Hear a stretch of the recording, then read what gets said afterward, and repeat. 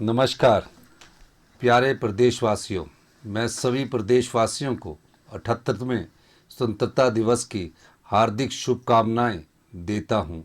वर्षों के कड़े संघर्ष और अनेकों बलिदान के फलस्वरूप 15 अगस्त 1947 को हमारा देश गुलामी की बेड़ियों से आज़ाद हुआ। भाइयों और बहनों, इस पावन अवसर पर सबसे पहले हम उन महानायकों को श्रद्धांजलि अर्पित करते हैं जिन्होंने देश की आज़ादी के लिए अपने प्राणों की आहुति दी। हम उन वीर सपूतों को श्रद्धा सुमन अर्पित करते हैं जिन्होंने देश की सीमाओं की रक्षा और आतंकवाद के खिलाफ लड़ाई में अपने प्राण निछावर किए। हिमाचल प्रदेश के वीर सपूतों ने अमर शौर्य गाथाएं लिखी है। प्रिय प्रदेशवासियों, यह गर्व की बात है कि हमारे वीर सपूतों ने 4 परमवीर चक्र, 2 अशोका चक्र, 11 महावीर चक्र और 23 कीर्ति चक्र जीते हैं। देश का पहला परमवीर चक्र प्रदेश के वीर सपूत मेजर सोमनाथ शर्मा को प्राप्त हुआ था। इसके बाद colonel DS Thapa, captain Vikram Batra तथा सूबेदार मेजर संजय कुमार को भी परमवीर चक्र से नवाजा गया। आज भी हिमाचल प्रदेश के नौजवान देश की सेनाओं का हमेशा महत्वपूर्ण हिस्सा है। हमारी सरकार वयोवृद्ध स्वतंत्रता सेनानियों, सैनिकों, पूर्व सैनिकों तथा उनके परिवारों को हर संभव सहायता प्रदान करने के लिए प्रतिबद्ध है। भाइयों और बहनों, हिमाचल के मेहनती और ईमानदार लोगों के बुलंद हौसलों और मेहनत के कारण हम विकास के पथ पर आगे बढ़ते रहे हैं। हमें गर्व है कि हिमाचल प्रदेश आज दूसरे पहाड़ी राज्यों के लिए विकास का आदर्श बनकर उभरा है। प्रिय प्रदेशवासियों, आपके भरपूर सहयोग और आशीर्वाद से 11 दिसंबर 2022 को कांग्रेस सरकार ने राज्य में जन सेवा का दायित्व संभाला। मेरे लिए यह सौभाग्य की बात है कि मुझे सरकार का नेतृत्व संभालने का अवसर प्राप्त हुआ। 20 महीने के छोटे से कार्यकाल में हमने राजनीतिक, आर्थिक और आपदा के मोर्चों पर तीन चुनौतियों का मजबूती के साथ सामना किया। भाइयों और बहनों, मैं इस अवसर पर सभी प्रदेशवासियों का हार्दिक आभार प्रकट करना चाहता हूं। आपने हमारी सरकार पर अपना भरोसा बनाए रखा और भरपूर सहयोग दिया है। आप जानते हैं कि आपके द्वारा लोकतांत्रिक रूप से चुनी गई सरकार को अस्थिर करने के लिए कई साजिशें रची गई। चुनी हुई प्रदेश की सरकार को धनबल और बेईमानी के सहारे गिराने के प्रयास भी बहुत किए गए। कई षड्यंत्र किए गए, लेकिन प्रदेश के लोगों ने उन्हें नाकाम कर दिया। प्रदेश पर उपचुनावों का आर्थिक बोझ पड़ा और 4 महीने तक विकास परियोजनाओं की गति रुकी रही। लेकिन आपने इन साजिशों को कामयाब नहीं होने दिया और लोकतंत्र को मजबूत करते हुए धनबल को हराकर जनबल की विजय का परचम लहराया। आपने कांग्रेस सरकार की नीतियों और कार्यक्रमों में भरोसा जताकर उपचुनावों में कांग्रेस को आशीर्वाद दिया। हमारा संकल्प है कि हिमाचल आर्थिक रूप से आत्मनिर्भर बने और आने वाले 10 वर्षों में देश के सबसे समृद्धशाली और अमीर राज्यों की सूची में शामिल हो। मुझे यह बताते हुए खुशी हो रही है कि हमने नीतिगत बदलाव लाकर केवल 1 वर्ष में 2200 करोड़ रुपए से अधिक का अतिरिक्त राजस्व प्रदेश के लिए अर्जित किया है। आज मैं आपको बताना चाहता हूं कि आबकारी और कराधान से जुड़े पेंडिंग टैक्स केसेस का निपटारा करने के लिए राज्य सरकार एक योजना लाने जा रही है। इस योजना के तहत GST लागू होने से पहले 10 से 15 हजार लेगेसी केसेस समाप्त होंगे, अदालती झंझट से निजात मिलेगी और लोगों को राहत मिलेगी। इसके साथ ही 15 अगस्त से प्रदेश के करदाताओं को जागरूक करने के लिए एक सप्ताह तक अभियान चलाया जाएगा। भाइयों और बहनों, हिमाचल की खराब वित्तीय स्थिति के बावजूद हमारी सरकार ने विकास और जन कल्याण के कार्यों की गति रुकने नहीं दी है। हम अपने संसाधन बढ़ाने के लिए लगातार प्रयास कर रहे हैं।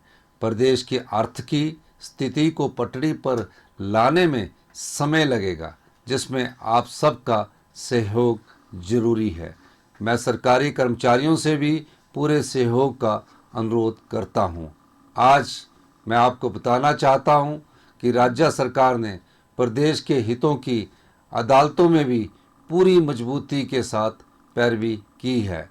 इन प्रयासों के कारण Adani powers, wild flower hall hotel जैसे केसों का फैसला हिमाचल प्रदेश के पक्ष में आया है। हमने शिमला डेवलपमेंट प्लान पर भी राज्य के लोगों के हितों को मजबूती के साथ अदालत में रखा है। प्रिय प्रदेशवासियों, हिमाचल प्रदेश की औसत प्रति व्यक्ति आय लगभग 2,35,000 रुपये प्रति वर्ष है, जो कि देश की प्रति व्यक्ति औसत आय से अधिक है। हिमाचल एक ऐसा प्रदेश बनता जा रहा है जहां लोग अमीर है पर सरकार गरीब है।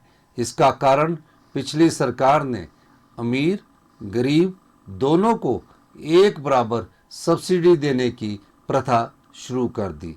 साथ ही कुछ ऐसे फैसले लिए जिनसे प्रदेश पर हजारों करोड़ रुपए का अतिरिक्त बोझ पड़ गया। उदाहरण के तौर पर ग्रामीण क्षेत्रों में बिजली और पानी दोनों के बिल राजनीतिक लाभ के लिए माफ कर दिए। जो व्यक्ति जरूरतमंद है उसे यह सुविधा मिले, इसका हमारी सरकार विरोध नहीं करती, लेकिन संपन्न परिवारों को इस सुविधा का लाभ नहीं मिलना चाहिए। बिजली का बिल जीरो करने से प्रदेश सरकार पर इस साल 780 करोड़ रुपए का अतिरिक्त बोझ पड़ेगा। पानी का बिल जीरो करने से प्रदेश सरकार पर इस साल 300 करोड़ रुपए का अतिरिक्त बोझ पड़ेगा। भाइयों और बहनों, मैं आपको विश्वास दिलाता हूं कि प्रदेश के नागरिक जो भी टैक्स देते हैं उसका एक एक पैसा सरकार जनहित के कार्यक्रमों में खर्च करेगी। मैं प्रदेश की मेहनतकश जनता से अपील करता हूं कि आप सभी हमें इस बदलाव में सहयोग दें। मैं एक और महत्वपूर्ण बात आपके ध्यान में लाना चाहता हूं कि भारत का वित्त आयोग हर 5 साल के लिए ऐसे प्रदेशों को विशेष सहायता देता है जो रेवेन्यू सरप्लस नहीं होते, यानी उनमें राजस्व पैदा करने के लिए साधन कम होते हैं। देश में राज्यों का गठन कंप्लीट इकोनॉमिक यूनिट्स के तौर पर नहीं किया गया है, इसलिए इन्हें रेवेन्यू सरप्लस एरिया की तरह देखना ठीक नहीं है। 15वें वित्त आयोग ने प्रदेश के साथ अन्याय करते हुए रेवेन्यू डेफिसिट ग्रांट को कम कर दिया है। वर्ष 2021-22 में यह ग्रांट 10,249 करोड़ थी, जो वर्ष 2025-26 में घटकर 3,257 करोड़ रुपया रह जाएगी। इसका अर्थ यह है कि आने वाले समय में प्रदेश को विकास के लिए लगभग 7,000 करोड़ रुपए कम मिलेंगे। पिछली सरकार ने भारत सरकार के साथ इस मुद्दे को बिल्कुल नहीं उठाया। हमने इस मामले को 16वें वित्त आयोग के सामने प्रमुखता से रखा है। यह जरूरी हो गया है कि हम आर्थिक स्थिति को बेहतर करने के लिए अपने संसाधन बढ़ाएं। प्यारे प्रदेशवासियों, हिम केयर योजना के दुरुपयोग के कई मामले सामने आए हैं। बहुत से निजी अस्पतालों में इसे पैसा कमाने का धंधा बना लिया था। इससे मरीजों पर अनावश्यक टेस्टों और प्रोसीजर का बोझ डाला जा रहा था और बढ़ा चढ़ाकर बिल बनाए जा रहे थे। इसलिए हमने निजी अस्पतालों को इस योजना के दायरे से बाहर कर दिया है। मैं स्पष्ट करना चाहता हूं कि इस योजना को बंद नहीं किया गया है और सभी सरकारी स्वास्थ्य संस्थानों में इस योजना का लाभ पहले की तरह मिलता रहेगा। प्राइवेट अस्पतालों में डायलिसिस की सुविधा को बहाल रखा गया है। प्रिय प्रदेशवासियों, आज परिस्थितियां बदल रही है। लगातार होते बदलाव के साथ हमें अपना तौर तरीका भी बदलना होगा। इस साल प्रदेश के 99 प्राइमरी स्कूल्स में जीरो एनरोलमेंट थी और 10 मिडिल स्कूल में जीरो एनरोलमेंट थी। क्या यह स्कूल चल सकते हैं? हमने 2 किलोमीटर दायरे के प्राइमरी स्कूलों और 3 किलोमीटर के दायरे के मिडिल स्कूलों में 5 और इससे कम विद्यार्थी संख्या होने की स्थिति में इनको निकटतम विद्यालय के साथ मर्ज करने का निर्णय लिया है। इससे कंपोजिट स्कूल्स में बच्चों और अध्यापक दोनों की संख्या बढ़ेगी और अच्छी शिक्षा मिलेगी। भाइयों और बहनों, प्रदेश के बच्चों को गुणात्मक शिक्षा की सुविधा प्रदान करना हमारी सरकार की सर्वोच्च प्राथमिकताओं में शामिल है। प्रदेश के सरकारी स्कूलों में पहली कक्षा से इंग्लिश मीडियम शुरू करने की गारंटी को हमने पूरा किया है। हर विधानसभा क्षेत्र में अत्याधुनिक तकनीक व उपकरणों से युक्त Rajiv Gandhi day boarding school खोले जाएंगे। स्कूलों में बेहतर संसाधन जुटाने के उद्देश्य से हमने स्कूलों के क्लस्टर बनाए हैं। प्रदेश सरकार ने डॉक्टर वाईएस परमार विद्यार्थी ऋण योजना आरंभ की है, जिसमें विद्यार्थियों की पढ़ाई के लिए 1% ब्याज पर 20 लाख रुपए तक के ऋण का प्रावधान है।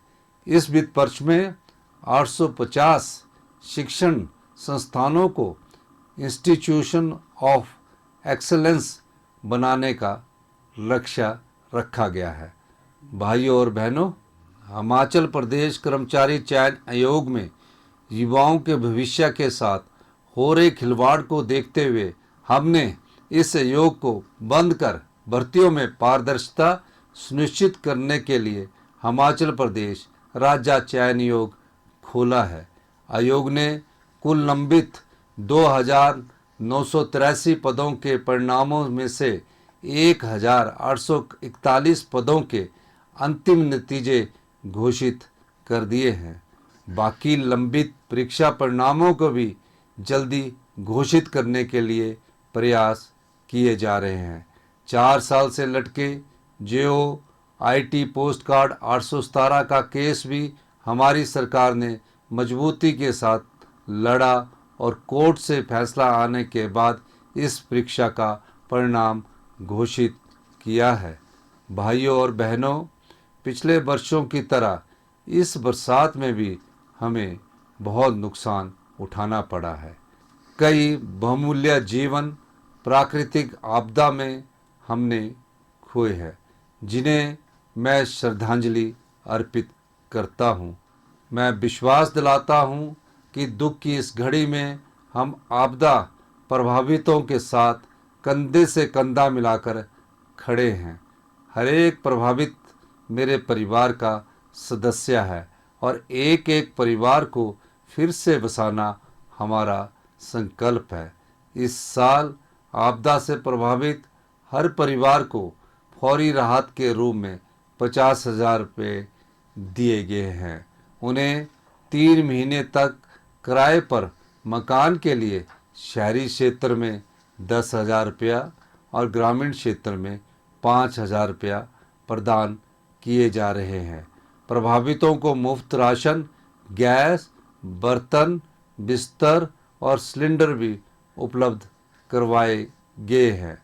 भाइयों और बहनों, मेरा मानना है कि सरकार की पहली जिम्मेदारी समाज के संवेदनशील वर्गों का संरक्षण और कल्याण सुनिश्चित करना है।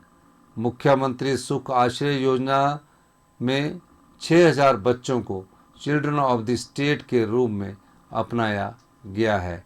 इन बच्चों की पढ़ाई, जेब खर्च और देश के किसी भी हिस्से में घूमने का खर्चा प्रदेश सरकार उठा रही है।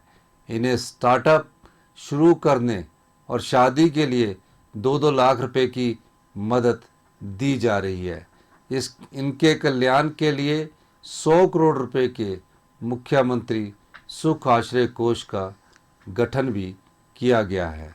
प्रिय प्रदेशवासियों, अपनी चुनावी गारंटी को पूरा करते हुए हमारी सरकार ने इंदिरा गांधी प्यारी बहना सुख सम्मान निधि योजना शुरू की है, ताकि महिलाएं स्वाभिमान के साथ जीवन यापन कर सके। इस योजना के अंतर्गत पात्र महिलाओं को सम्मान राशि के रूप में हर महीने 1,500 रुपया प्रदान किए जा रहे हैं।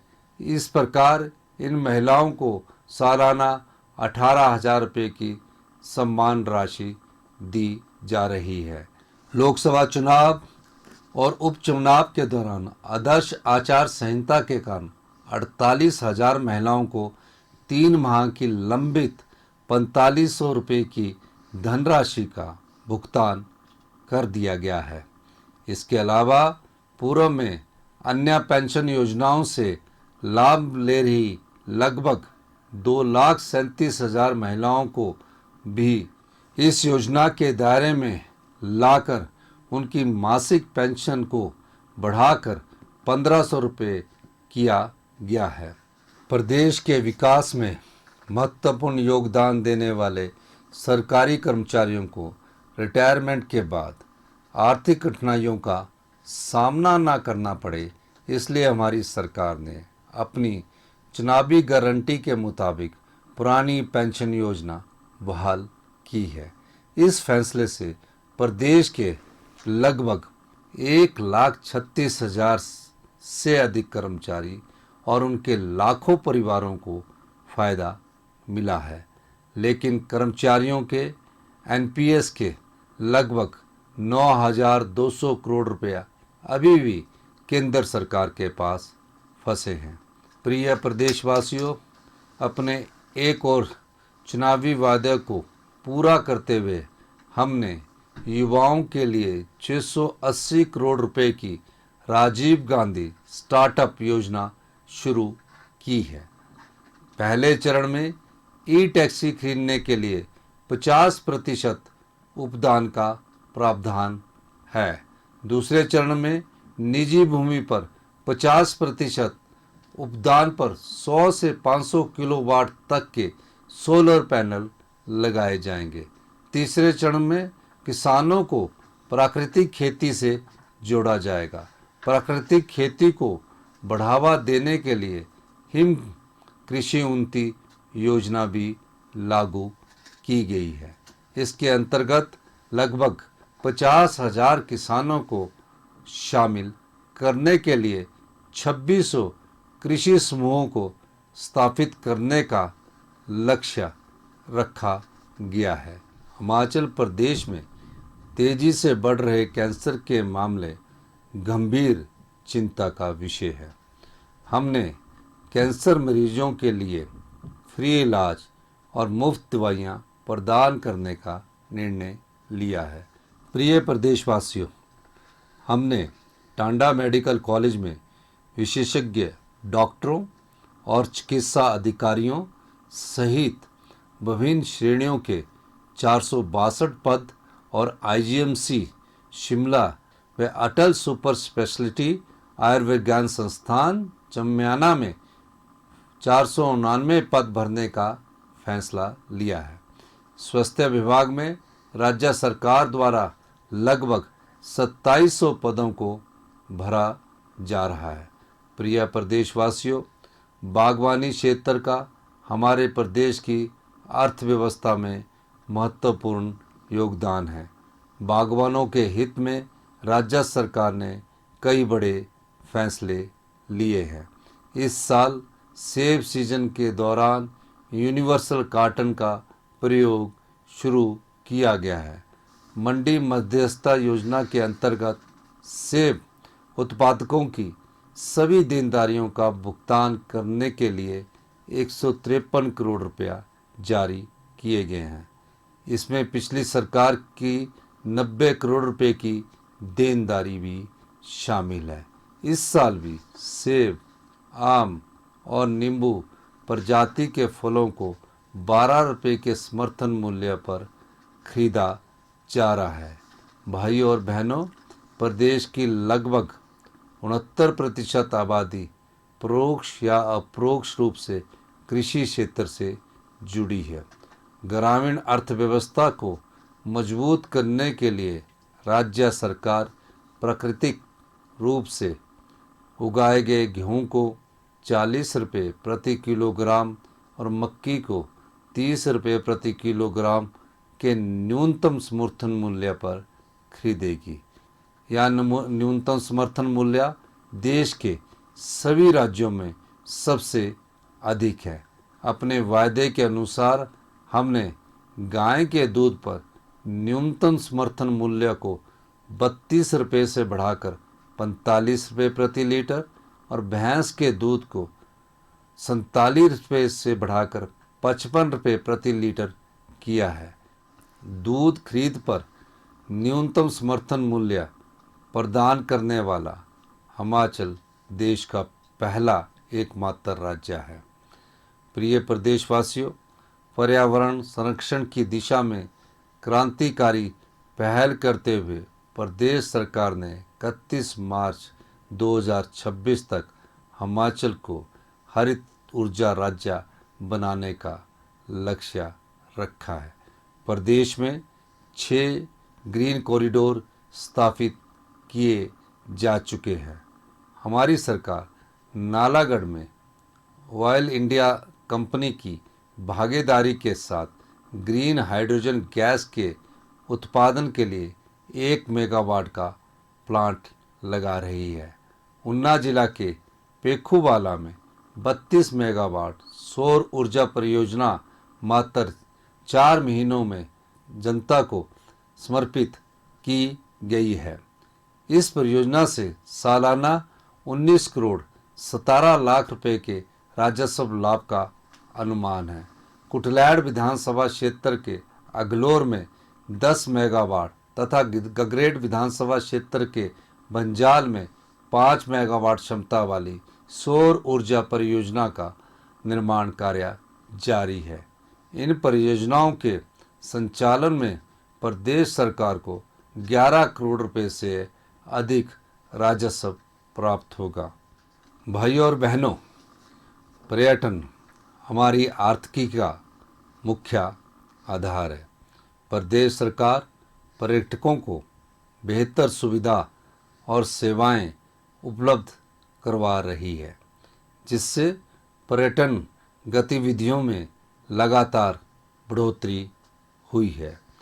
इस साल जून माह के अंत तक रिकॉर्ड 1 करोड़ से अधिक पर्यटक प्रदेश के भ्रमण पर पहुंचे। कांगड़ा को पर्यटन राजधानी के रूप में विकसित किया जा रहा है। देहरा उपमंडल के बनखंडी में 619 करोड़ रुपए की लागत से वन्य प्राणी उद्यान स्थापित किया जा रहा है। कांगड़ा हवाई अड्डे के विस्तार की प्रक्रिया भी जारी है। पर्यटकों की सुविधा के लिए प्रदेश में 16 हेलीपोर्ट निर्मित किए जा रहे हैं। पर्यावरण की दृष्टि से प्रदेश में रोपवे निर्माण को भी गति दी जा रही है। शिमला में दुनिया के दूसरे और एशिया के पहले रोपवे पर शीघ्र ही कार्य शुरू कर दिया जाएगा।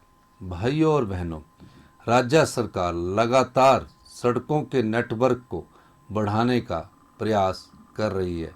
प्रदेश की कुल 3,615 पंचायतों में से 3,578 ग्राम पंचायतें मोटर योग्य अथवा जीप योग्य सड़कों से जुड़ी है। 15,580 गाँव को सड़क सुविधा से जोड़ा जा चुका है। बाकी पंचायतों को भी सड़कों से जोड़ा जा रहा है। हिमाचल प्रदेश पथ परिवहन निगम प्रदेश के दूर दराज इलाकों तक रोजाना लाखों यात्रियों को आवागमन की सुविधा उपलब्ध करवा रहा है। एचआरटीसी को इलेक्ट्रिकल बसें खरीदने के लिए 517 करोड़ रुपए का बजट आवंटित किया गया है। परिवहन निगम शीघ्र ही नई वोल्वो बसें, टेम्पो, ट्रैवलर, सुपर लग्जरी बसें खरीदेगा। परिवहन निगम में 357 कंडक्टरों को नियुक्ति दी गई है। भाई और बहनों, प्रदेश में सभी को 24 घंटे पेयजल सुविधा सुनिश्चित करना तथा पानी की गुणवत्ता सुधारने के दृष्टिगत भी कदम उठाए गए हैं। साफ और कीटाणु रहित पेयजल प्रदान करने के लिए 69 टेस्टिंग लैब स्थापित की गई है। प्रिय प्रदेशवासियों, हमारी सरकार ने 20 माह के कार्यकाल में रोजगार के 31,000 से अधिक अवसर सृजित किए हैं। इसकी तुलना में पूर्व भाजपा सरकार ने अपने 5 वर्ष के कार्यकाल में केवल 20,000 नौकरियां दी थी, जिनमें से अधिकतर कानूनी दाव पेचों में उलझी रही। भाइयों और बहनों, प्रदेश में पहली बार तहसील और उप तहसील स्तर पर विशेष इंतकाल अदालतों का आयोजन करके 1,87,500 से अधिक राजस्व मामलों का निपटारा किया गया। इस व्यवस्था से आम आदमी को भूमि से जुड़े मामलों में बार बार सरकारी कार्यालयों के चक्कर काटने से राहत मिली है। प्रदेश सरकार ने विभिन्न अंतर्राष्ट्रीय प्रतियोगिताओं के पदक विजेताओं के लिए पुरस्कार राशि में भी वृद्धि की है। अवैध खनन रोकने तथा वैज्ञानिक खनन के माध्यम से प्रदेश के राजस्व में वृद्धि के लिए Himachal Pradesh mines and mineral policy 2024 लाई गई है। हमने निर्णय लिया है कि राज्य में खनन के लिए उपलब्ध उपयुक्त निजी भूमि को भूमि मालिकों की सहमति से खनिज निकालने के लिए नीलाम किया जा सकेगा। इसके लिए भूमि मालिकों को वार्षिक बोली राशि का 80% हिस्सा दिया जाएगा। मैं हिमाचल वासियों को यह विश्वास दिलाता हूं कि राज्य सरकार व्यवस्था परिवर्तन से आत्मनिर्भर हिमाचल प्रदेश बनाने का सपना साकार कर रही है। पिछली भाजपा सरकार हिमाचल प्रदेश पर 75,000 करोड़ रुपए से अधिक का कर्ज तथा कर्मचारियों की लगभग 10,000 करोड़ रुपए की देनदारियों का बोझ छोड़कर गई। यही वजह है कि राज्य सरकार को कर्ज और इसका ब्याज चुकाने के लिए भी कर्ज लेना पड़ रहा है।